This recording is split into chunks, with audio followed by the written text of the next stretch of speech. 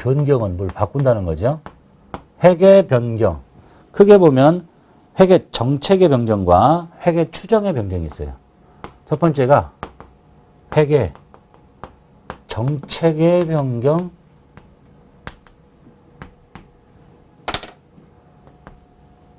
회계 추정의 변경. 이것도 가끔 나오네요. 뭘 바꾸긴 바꾸는데 뭘 바꿔? 정책을 바꾸거나 추정을 바꾸거나 이게 회계 변경이다. 한 번 썼던 정책을 다른 정책으로 바꾸는 거. 한 번 썼던 추정치를 다른 추정치로 바꾸는 거. 암기하셔야 되겠네요. 시험에 잘 나옵니다. 재고자산의 평가 방법.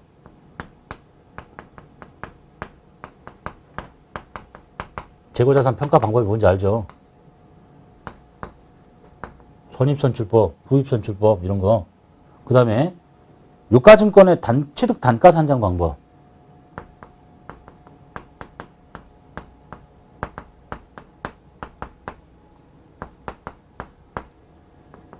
이것도 똑같은 거죠. 이동평균법, 총평균법. 이렇게. 그래서 방법이잖아. 응? 선입선출, 뭐 등등등등. 선입선출법을 쓰고 있다가 후입선출법으로 바꾸는 거. 뭐? 이게 정책의 변경이다. 재고자산 평가 방법, 유가증권 취득 단가 산정 방법. 둘 다 똑같은 얘기네. 그 다음에 추정의 방법을 볼게요. 추정한다는 것은 대손의 추정. 자, 대손율을 몇 %를 할 거냐. 이렇게. 추정이잖아. 추정이라고 써있네. 그 다음에 우발 채무의 추정. 그것도 추정이라고 써있네. 그 다음에 건너뛰고 잔존가치의 추정. 내용연수 추정. 그 다음에 잔존가치 추정.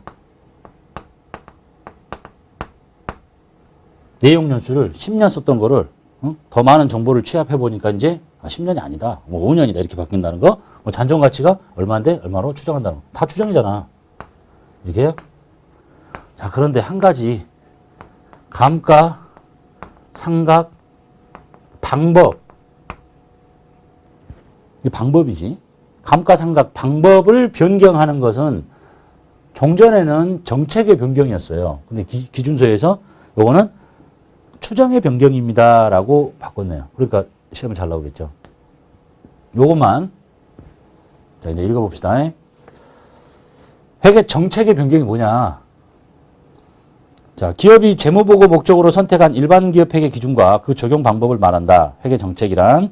이 회계 정책은 재무제표 작성과 보고에 적용했던 회계 정책을 다른 정책으로 바꾸는 것을 말하는데 그 대표적인 사례는 다음과 같다. 그 예는 다음과 같다. 재고자산 평가 방법의 변경, 유가증권 취득단가 산정 방법의 변경. 즉 선입선출법을 후입선출법으로, 이동평균법을 총평균법으로 이렇게 하는 거. 그 다음에 추정의 변경 볼게요. 회계 추정이란 얘기는 뭐예요? 예측하는 거 아니에요. 응? 확실한 게 아니라 기업 환경의 불확실성하에서 미래의 재무적 결과를 사전적으로 예측하는 것을 말한다.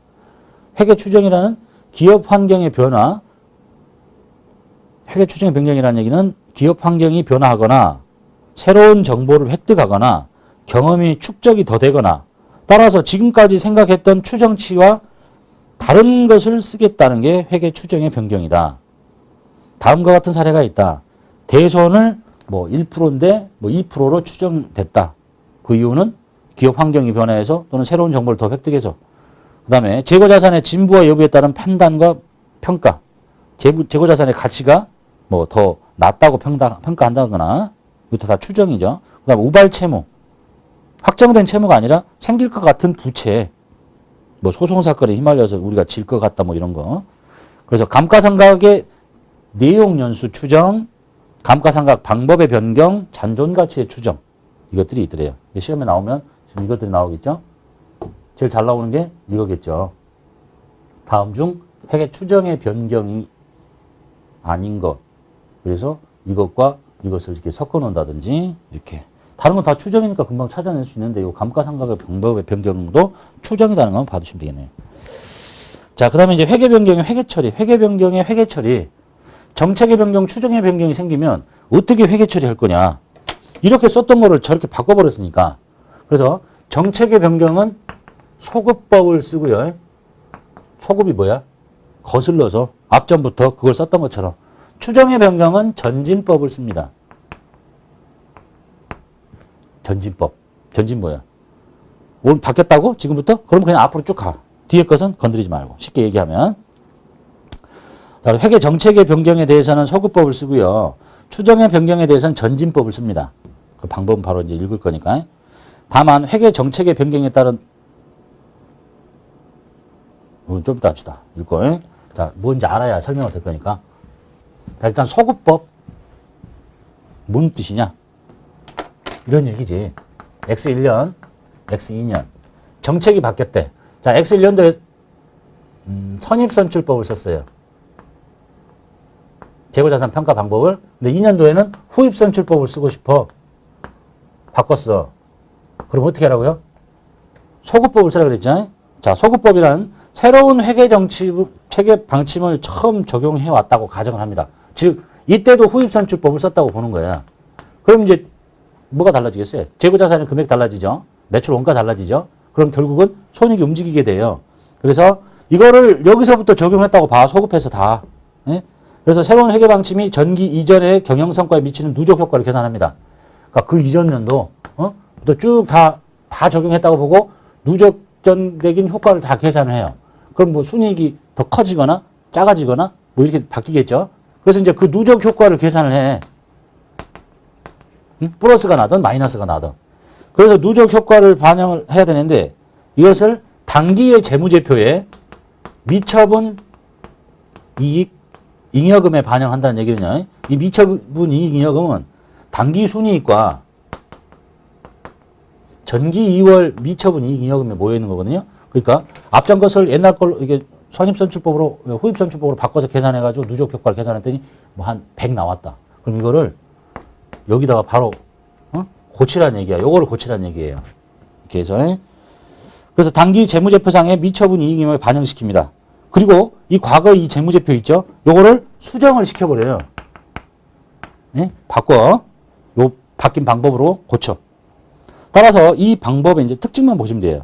이 방법은 변경의 영향이 재무제표에 충분히 반영되죠. 미처분 이익 잉여금에 반영이 돼요. 반영이 되니까 이쪽 연도 재무제표하고 이쪽 연도 재무제표가 비교 가능성이 유지가 됩니다. 그리고 동일한 방법을 쓰잖아. 후입선출법을 써서 했던 영향을. 다만 문제는 뭐냐면 이것이 올해도 마찬가지지. 올해 이게 믿었다. 그런데 무슨 정책을 바꿔버리면 또 뒤집어질 거 아니야. 그러니까 이 재무제표를 믿기가 좀 곤란하다. 신뢰성이 좀 떨어지는 단점이 있다. 비교 가능성은 좋은데 동일한 방식으로 이렇게 했으니까 그 누적 효과를 충분히 반영 다 했고 그런데 믿을 수가 없네 이제. 언제 또 바뀔지 아냐. 이런 단점이 있더래요. 그래서 정책의 변경은 소급법을 써요. 다 거슬러서 계산해가지고 그 누적 효과를 미처분 이익 잉여금 자리에다 반영시키고 요 재무제표 고친다니까. 그래서 비교 가능성이 좋아진다. 고치니까. 자, 그 다음에 이제 전진법 하기 전에 쓰지는 않는데 단기 일괄처리법이라는 게 있거든요. 그 얘기는 이제 요거하고 요거 사이야. 이거만 보시면 되겠죠. 새로운 회계 방침을 처음부터 적용했다고 가정을 해요. 이거 맞아. 가정을 하고.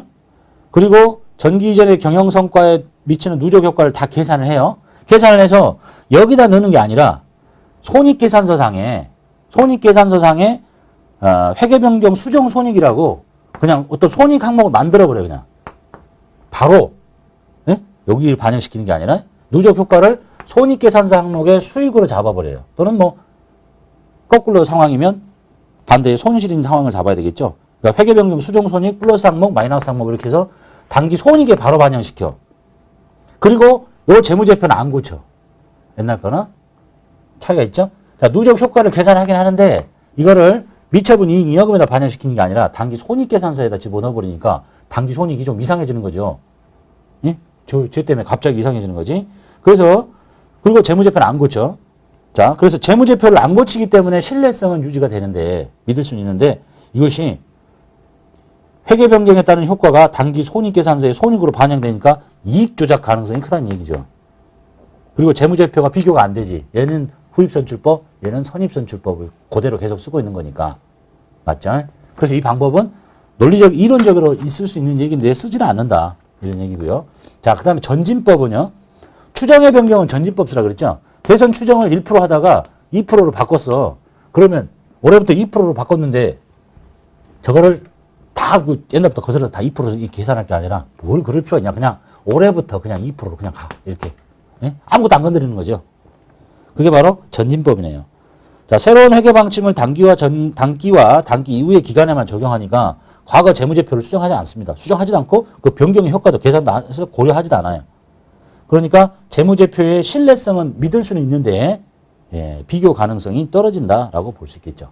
그래서 정책의 변경은 소구법, 추정의 변경은 전진법. 상식적으로 봐두시면 되겠네요. 그래서 대손 추정, 뭐 내용 연수가 추정되면 앞점부터 거슬러서 간 게 아니라 그냥 거기서부터 쭉 가세요라고 보시면 되겠네요. 자, 그 다음에 정당한 회계 변경. 이거는 뭐 내용만 읽어보시면 되겠네요. 아, 이 얘기 빼먹어버렸네. 다시 앞으로 돌아와서 저기 아까 안 읽었던 거 있죠, 이제? 회계 정책, 회계 변경의 회계 처리 방법.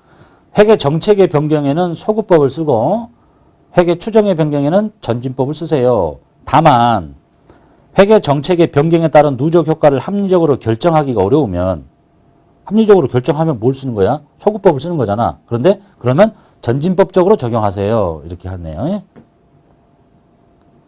그 다음에 회계 정책의 변경과 추정의 변경이 동시에 생기시면 어떻게 할래요? 뭘 먼저 적용해야 될 텐데. 그래서 이게 동시에 생기면 정책의 변경을 먼저 쓰시고 자, 회계 정책의 변경을 써. 뭐죠? 소구법을 적용해서 회계 정책 변경을 먼저 적용하고요. 누적 효과를 계산해서 계산 다 한 다음에 그 다음에 추정의 변경을 적용하세요. 라고 되어 있네요. 회계 정책 변경에 의한 누적 효과를 먼저 계산하시고 소급해서 적용한 후에 추정의 변경을 전진적으로 쓰시면 되겠다. 이것도 한번 시험에 나온 적 있는 것 같네요. 정책 변경 먼저 쓰고 소급해서 다 고친 다음에 앞으로 추정 전진적으로 쓰시면 되겠다. 자, 그 다음에 정당한 회계 변경 볼게요. 자, 매기 동일한 회계 정책과 회계 추정을 사용하는 것이 비교 가능성을 증대하고 재무제표의 유용성을 향상시키는 게 맞습니다. 따라서 재무제표를 작성할 때 일단 한번 채택한 회계 정책이나 회계 추정은 유사한 종류의 사건이나 거래의 회계 처리에 대해서 그대로 다 적용해야 됩니다. 다만 회계 정책이나 추정의 채택이 다른 것을 채택하는 것이 보다 합리적이라고 기업이 입증할 수 있으면 그에 한해서 회계 변경을 정당화할 수 있다. 내가 입증을 해야 된다는 얘기예요. 정당한 사유에 의한 회계 정책 및 추정의 변경의 사례는 다음과 같습니다. 그리고 그중에서 3번을 제외하고는 회사가 회계 변경의 정당성을 입증해야 됩니다. 내용만 봅시다. 뭐 합병이나 사업부 신설, 대규모 투자, 사업의 양소 등 기업 환경의 중대한 변화에 의해서 총자산이나 매출액, 제품의 구성 등이 현저히 변동됨으로써 종전의 회계 정책을 적용할 경우 재무제표가 왜곡되는 경우 이러면 변경할 수 있는데 회사가 입증을 해라. 그 다음에 동종산업에서 속한 대부분의 기업이 채택한 회계정책 또는 추정 방법으로 변경함에 있어서 새로운 회계정책 또는 추정 방법이 종전보다 더 합리적이라고 판단되는 경우에 바꿀 수 있는데 입증해라. 세 번째는 입증하라고 할 수가 없는 경우예요. 일반 기업 회계 기준이 바뀌어버려요. 제정되거나 새로 만들어졌어요. 개정되거나 기존의 일반 기업 회계 기준에 따른 새로운 해석에 따라서 회계 변경을 하는 경우 이거 내가 잘못한 게 아니잖아. 바뀌었다는데 그러면 바꿀 수 있다. 자, 다음의 경우는 정당한 회계 변경으로 보지 않는다라고 기준서에서 예시하고 있는 게 있네요. 자, 이렇게 바꾸는 것은 정당한 것이 아니다. 단순히 세법의 규정을 따르기 위해서 회계 변경은 정당한 회계 변경으로 보지 않는다. 예를 들어서 건물하고 구축물은 세법상 감가상각 방법이 정률법을 인정하지 않습니다. 세법은 정액법만. 근데 회사가 정률법을 썼어. 그 정률법을 쓰다 보니까 계속 세무조정이 생기네. 귀찮아 죽겠네. 정액법으로 바꿀게요. 이렇게 하는 거는 정당한 회계 변경으로 보지 않겠다라는 얘기네요. 그 다음에 이익 조정을 주된 목적으로 한 회계 변경. 이건 당연히 정당한 회계 변경이 아니겠죠. 이익 조정을 하려고 바꿨다고 말이 안 되는 얘기네요.